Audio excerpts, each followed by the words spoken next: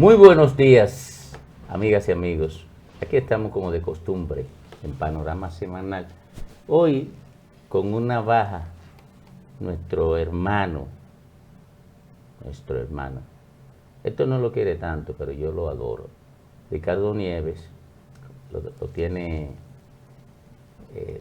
doblado la migraña y no estará con nosotros. Pero yo voy a aprovechar. Porque yo le haga bullying no significa que yo no lo quiero. Los hermanos, pero tú eres el papá. Ya. Entonces Ricardo y yo competimos por el cariño del papá. Pero bueno, el cariño mío vale tan poco. No. Que te están compitiendo Por nada. por nada, en el espacio muy subliminal. Pero eso le pasa a los hermanos se peleaban por nada. Es ¿Por verdad. qué están peleando? Es verdad. Entonces, eso es así. Bueno, mira, Héctor, la gente a lo mejor no se dio cuenta, pero en medio del conversatorio nuestro de la pasada semana, de nosotros tres, tú me soltaste una patada que se me pegó en el costado, pero no pude reaccionar porque iba de Una barata. patada al hígado, como Sí, dicen. al hígado, porque íbamos a destruir el segmento que estábamos desarrollando en ese momento. Tú dijiste que la subjetividad no desaparece, sino que se modifica. Pero Te quedaste con eso. sí, me quedé porque tiene un alto contenido filosófico y como tú eres una autoridad en el ámbito comunicacional sobre el manejo de los conceptos filosóficos, me llevé eso y lo guardé. Porque si me lo dice alguien que no tiene ningún peso en ese ámbito, me dicen disparate, yo me desconecto rápido de eso. Pero cuando alguien que tiene peso me impacta con un concepto, yo le sigo el concepto y lo persigo. Mira, entonces, yo quiero preguntarte, ¿por qué tú dices que la subjetividad no desaparece? Fíjate cómo tú tomas un término psicológico que viene del mundo de la psicología, la subjetividad, y se convierte en un tema filosófico. Y uno se pregunta a veces el por qué, si la filosofía lo que hace es descubrir la verdad, en busca de la verdad, en busca del conocimiento. Eso es filosofía. Claro. Pero fíjate qué pasa. Con el advenimiento de la tecnología y el avance logarítmico que ha tomado la neurociencia a través de la tecnología, la inteligencia artificial, la neurociencia, la radiología, las imágenes cerebrales, los movimientos de las neuronas, de cómo se mueven las moléculas en el cerebro, todo eso ya lo conocemos. En vez de uno decir, ya conozco la verdad, esa verdad tecnológica trae todo un nuevo mundo filosófico. O sea, ¿cómo vamos a filosofar ya con los hechos reales de cómo se mueve la subjetividad? La subjetividad no puede variar nunca porque la subjetividad viene moldeada por la emocionabilidad, por las emociones.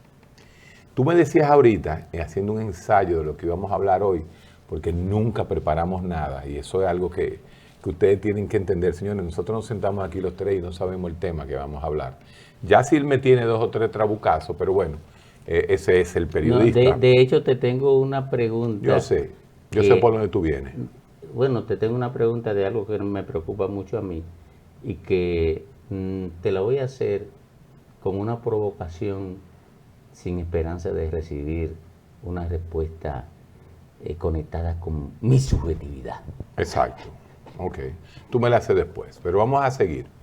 Tú decías, pienso, luego existo, Descartes, que toma la batuta de lo que fue la razón. Se pasaron casi 3 siglos para demostrar que Descartes no tenía razón.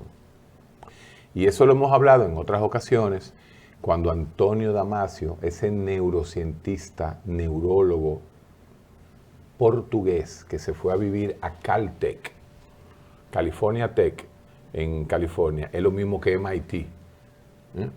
MIT es Massachusetts Institute of Technology.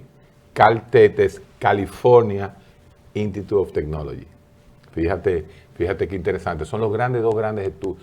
por encima de Harvard, de Yale, de Princeton. MIT está allá arriba. Y Caltech en el área neurológica, neurocognitiva, es lo máximo. Y ahí está Antonio Damasio. No, Damasio dice, no, es lo contrario. Porque existimos, porque somos una entidad biológica, hemos desarrollado el pensamiento. Pero que, mira, esa expresión de Descartes es una expresión engañosa. Y me parece que Antonio Damasio cayó en el engaño, cayó en la trampa. ¿Por qué? El pienso, luego existo, tiene con la expresión luego dos acepciones. Una, pienso, entonces es porque existo. Entonces me doy cuenta que existo. Sí, no, pienso. Luego existo. No, pienso, entonces Existo. es porque existo. Exacto. Ahora, Es al revés. sí, pienso, luego me demuestro a mí que existo. Ese no es un problema del mundo, es un problema tuyo nada más. Sí, Porque el mundo está ahí. sí, porque es una, ¿Entendiste porque es dónde una está expresión engañosa. Por eso. Pero fíjate que ahí entonces entra Kant, unos años después de Descartes, porque Descartes es racionalista. Y Kant, aunque parecía racionalista, se llevó mucho de David Hume, que crea el empiricismo junto con John Locke. Oye, ¿qué pasa? Y Bacon, todo lo que son los grandes empiricistas. Kant dice, es cierto que el objeto está sujeto al sujeto. Exacto. Como el sujeto ve el objeto, es su realidad, existe. Y la reproduce. Sí, pero acuérdate que Kant dice, pero hay un noúmeno. Claro. Un noúmeno es la cosa en sí. O sea, esto Sí. existe fuera del sujeto. Sí. Esto existe fuera del sujeto. Entonces, ahí él también le está dando la razón a Damasio. El sujeto existe independientemente Sí. del sujeto. Pero una cosa es que usted diga, pienso, y luego existo, y después existo. ¿Tú entiendes? Y otra cosa es, pienso, entonces me demuestro que existo. Son dos variables, dos Porque conceptos la única- que cambian la naturaleza y el sentido de lo que se está Sí, diciendo. pero la tecnología te ha demostrado que el mundo existe por encima de la mente humana.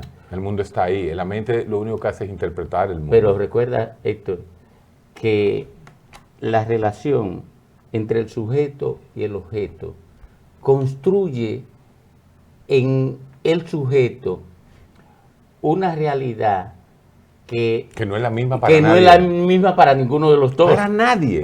Correcto. No, para el objeto no, para el sujeto. Sí, pero acuérdate que el sujeto existe no solamente en sí mismo, sino en la percepción que tiene el sujeto del objeto. O sea, Pero esa es la realidad de cada uno. y ese, entonces, como De ahí tú, sale, mira, de ahí como sale. tú dices muy bien, la realidad real. La realidad ¿Qué, real. qué es la realidad real? Bueno, la realidad real es la realidad que surge de la interacción del cerebro del sujeto con la materialidad que le rodea o con las subjetividades con las que él interacciona. La realidad real es independiente de la mente del sujeto. Pero da origen, como la unión entre la mujer y el hombre, da origen a otro ser con características parecidas, pero no Ese es el exactamente fin. Bueno, igual. ahí entraste en el fin teleológico del ser Correcto. humano. Entonces, lo que yo quiero significarte con esto es, simple, para dejarte avanzar, es que lo que dijo Descartes, tratando de convertirse en el precursor de la racionalidad filosófica de la modernidad, que en términos de filosofía comenzó con Kant. La modernidad. La modernidad. No, realmente la modernidad comienza con Descartes. El racionalismo comienza Descartes, Leibniz. No. Por ahí se va. Por ahí se va. La filosofía. Y el que se gran de construye- todo es Spinoza. No. Todo eso es razón, todo eso es pura razón. Correcto. Después de esos tres, Leibniz, Descartes y Spinoza, que son los grandes racionalistas, Sí, ideas pero innatas son los reales. racionalistas de la modernidad, pero el idealista real, precursor de la modernidad en filosofía. Él hace un jack. Kant lo que hace es que recoge a todo el Bueno, mundo. está bien, Y ya crea, tú- crea lo que se llama el imperativo categórico. Tú lo dices con toda... No, lo que pasa es que concomitantemente, eso pasaba en el continente europeo. Eso pasaba más o menos, se le decía, se le llamaba así. Los racionalistas eran franceses, Descartes, Spinoza, Pero claro. que era francés-holandés, y Leibniz, que era el único que era de más al este, como le dicen. Oye, ¿qué pasa? Concomitantemente al racionalismo de Descartes, por otro lado estaba David Hume, estaba John Locke, diciendo, no hay nada fuera de la experiencia. El sol sale todos los días, por ahora. Todo es experiencia, hay que esperar la experiencia. Hay que esperar un día que el sol no salga. Entonces David Hume es el que verdaderamente le mueve el intelecto a un tipo tan psicorrígido como Kant. Y lo saca de su parsimonia racionalista. Fíjate que ahora mismo lo que surgió verdaderamente como un movimiento que aceleró el iluminismo fue el empiricismo de Hume. El gran empirismo. Fíjate cómo se llama la escuela y el círculo de Viena y cómo se llama el gran movimiento cientificista del universo. Positivismo lógico, empirismo lógico. ¿Por qué? Porque definitivamente tenemos que meter la experiencia y ahí entramos de nuevo al subjetivismo porque nos vamos a ir y vamos a hacer un programa que nos vamos a quedar tú y yo solos escuchándolo. Sí, la gente va a dormir, Entonces, sí. no creo que se duerma. Entonces, la subjetividad del individuo. Una pregunta, míralo de esta forma. Un tipo que te caiga bien a ti, innatamente sea enemigo tuyo, nada. Hay gente que le cae bien a uno. Le cae bien. Y uno, por más que quiera, lo ataca racionalmente, pero nunca llega a ser lo incisivo que con otro. Tú puedes tratar, por ejemplo, a Hipólito diferente que a Leonel. Es mejor caer en gracia que ser gracioso. Esa es una realidad. Si a mí alguien me cae en gracia, ya yo tengo un sesgo emocional frente a cualquier cosa. Y ahí entra la subjetividad. Sí. Ahí entra el perspectivismo de Ortega y Gasset. ¿Sabes que Ortega y Gasset es uno de los grandes subestimados en la filosofía moderna? ¿Por qué? Y ya sería casi en la posmoderna. ¿Por qué español? Porque Porque es español. Pero yo en mis circunstancias, eso es pura filosofía y neurocognición. Él habla del perspectivismo, ¿no? pero justamente ahí entra el tema nuestro. O sea, la subjetividad. La construcción de la subjetividad. La construcción de la subjetividad va siempre cargada de un sesgo, de un error emocional. Eso es Damasio. Sí, pero... Por ejemplo, todo lo que son las terapias cognitivas, fíjate que la neurocognición de ahora, posmoderna, es todo neurocognición. ¿Por qué? Porque como un ser humano toma en un día 10.000 decisiones, mini decisiones. Por ejemplo, una decisión, yo muevo este celular, pero yo no me doy cuenta, esto lo hago yo automáticamente. Pero hay decisiones en el día que marcan más que otras. Por ejemplo, que yo mueva el celular es una decisión no inocua. Pero pensar de lo que yo te voy a decir y por qué yo te voy a decir esto ahora es una decisión más importante porque va a devenir en el programa. Entonces, lo que dice la cognición es que la cognición va tan rápido. Recuérdate que el pensamiento humano no le podemos caer atrás. Es cuántico.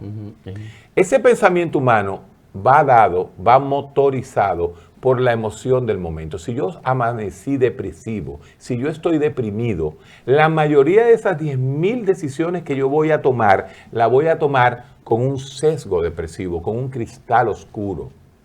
Y esa es la enfermedad mental. Por eso a veces te dicen los filósofos, es que la enfermedad mental no existe. Lo que existe es una percepción de la realidad depresiva. Es cierto, pero eso lo es todo. Si yo percibo que el cáncer es vida, es una realidad real. Sabes que yo siempre he visto en ti y en Ricardo que se dejan seducir por un elemento de la totalidad de una situación y tienden Eso es un sesgo. Yo soy gestal, yo creo que la totalidad es más que la suma de sus partes. Sí, claro. Yo en eso pero soy gestálico en ese sentido. Sí, pero, por ejemplo, si tú sobredimensionas, si tú te enamoras de un aspecto, de una realidad, ya construye el sesgo. Ya tengo el sesgo emocional. Sí, claro que sí. Construye el sesgo. Entonces, por eso a mí me es difícil mucho desesgar el agnosticismo. Exacto, pero es correcto, pero no, se me ocurren dos cosas. Ya nos mandaron a callar. Concho, pero no podemos dejar esto en el aire así. Se me ocurren dos cosas que me parecen importantes. Primero, si el sesgo es el producto del estado particular del sujeto, y el sujeto en su interacción con la realidad procesa la tercera realidad. O sea, él es una realidad, la realidad como tal es otra. Procesa la tercera realidad a partir de probabilidades concebidas, a partir de actitudes impulsadas por la condición del objeto. Eso dice entonces que el algoritmo construido por la inteligencia artificial es superior en términos de procesamiento de ideas. Y es más lógico que el propio individuo, que el propio cerebro humano. Llega un momento en que hasta la propia lógica necesita la subjetividad. Volvemos, señores, volvemos.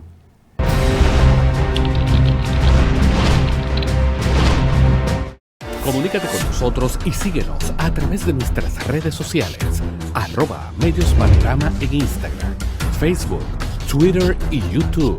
Escríbenos a nuestro correo electrónico noticias@mediospanorama.com o llámanos al 809-475-2525. Somos Medios Panorama.